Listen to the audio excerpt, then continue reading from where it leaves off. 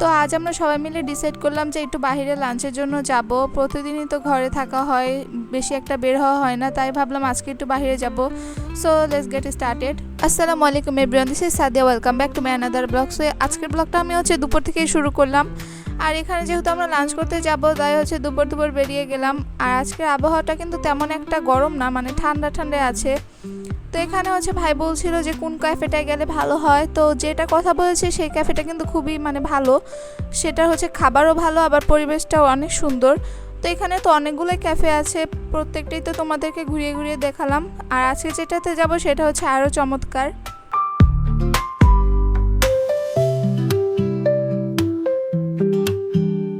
আর আমাদের এদিকের আশেপাশে পরিবেশটা কিন্তু খুবই ঠান্ডা থাকে নর্মালি। আর আজকের আকাশটাও কিন্তু খুবই ফ্রেশ আছে, দেখতেই পারছো। আজকে পরিবেশটার সাথে আমাদের লাঞ্চের যেই একটা ব্যবস্থা, সেটা কিন্তু খুবই মিলে গেল। আর এই ক্যাফেগুলোতে কিন্তু এসির ব্যবস্থা থাকে না, কারণ তারা যে পরিবেশের নর্মাল যে বাতাসটা থাকে বা পরিবেশের যেই সৌন্দর্যটা, সেটার মাধ্যমে তারা এই ডেকোরেশনটা করে থাকে। তাই এখানে তেমন একটা এসির তো প্রয়োজন হয়ই না, নর্মালি অনেক বাতাস থাকে। আর এমনিতে ফ্যান লাইট দেওয়া থাকে। তো এই তো আমরা এখন ক্যাফেটায় এসে পড়লাম। আর দেখতেই পারছো প্রত্যেকটা ঘর সিম্পলের মধ্যে ডেকোরেশন করা, আর প্রত্যেকটা ঘরের সাইডে একটা একটা করে গাছ আছে, সুন্দর লাগছে খুবই। রাতের বেলায় ক্যাফেগুলো কিন্তু আরও দারুণ লাগে। একসময় যদি রাতের বেলা আসি তাহলে কিন্তু তোমাদের সাথে অবশ্যই শেয়ার করব। নর্মালি কিন্তু এই ক্যাফেতে অনেক ভিড় থাকে, বাট আজকে একটু ভিড়টা কম ছিল, কারণ দুপুরবেলা যেহেতু, এর জন্য তাও মোটামুটি মানুষ ছিল। তো এখানে আমরা দেখছি যে কোনটাতে বসবো, কোন ঘরটা একটু ভালো হয় আমাদের জন্য।